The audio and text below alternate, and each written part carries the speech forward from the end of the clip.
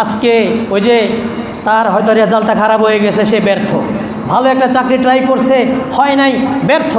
বিদেশ যাবে, হয় নাই, ব্যর্থ। ভালো একটা কেরিয়ারে চিন্তা করছে, হয় নাই, সে ব্যর্থ। একজন মেয়ের সাথে সম্পর্ক, একটা ছেলের সাথে সম্পর্ক, হয় নাই, সেখানে বিয়ে হওয়ার কথা, হয় নাই, সে ব্যর্থ। জীবনকে শেষ করে দিতেছে। আল্লাহ বলে, না শোনো এ দুনিয়ার মানুষ, এটা সফলতা নয়। এ দুনিয়া ক্ষণস্থায়ী জীবন, এটা স্থায়ী জীবন না।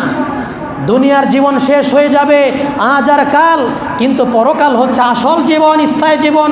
সফলতার ব্যর্থতা ওই জীবনে যদি তুমি সফল হও, ওইটাই সফলতা।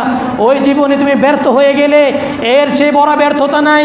কোরআনে আল্লাহ বলছেন, কুল ইন্নাল খাসিরিন আল্লাযীনা খাসিরু আনফুসাহুম ওয়া আহলিহিম ইয়াওমাল কিয়ামা আলা যালিকা হুয়াল খুসরানুল মুবিন। শোনো, ক্ষতিগ্রস্ত তারা যারা কিয়ামতের ময়দানে নিজের সন্তান, নিজের পরিবারকে ক্ষতিগ্রস্ত করবে, তারাই বড় ক্ষতিগ্রস্ত। যালিকা হুয়াল খুসরানুল মুবিন। এটাই তো সবচেয়ে বড় স্পষ্ট ব্যর্থতা, ক্ষতিগ্রস্ততা। এটা তুমি কোনটাকে ক্ষতিগ্রস্ত ব্যর্থতা মনে করো?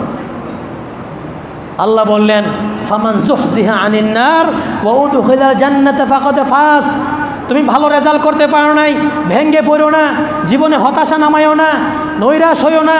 জীবনের পদে পদে বিপদ আসবে, সবর করো, ধৈর্য ধারণ করো, আল্লাহর উপর ভরসা করো। জীবনে যেটা ছুটে গেছে চলে যাক, তুমি সঠিক পথে থাকো। আল্লাহ বললেন, কিয়ামতের হিসাব নিকেশের সময় যাদেরকে আল্লাহ তাআলা জাহান্নাম থেকে মুক্তি দিবেন আর জান্নাতে প্রবেশ করায় দিবেন, ফাকাদে ফাজ, সেই হচ্ছে সফল, তারাই হচ্ছে প্রকৃত সফল ব্যক্তি। এটাই হচ্ছে সফলতা।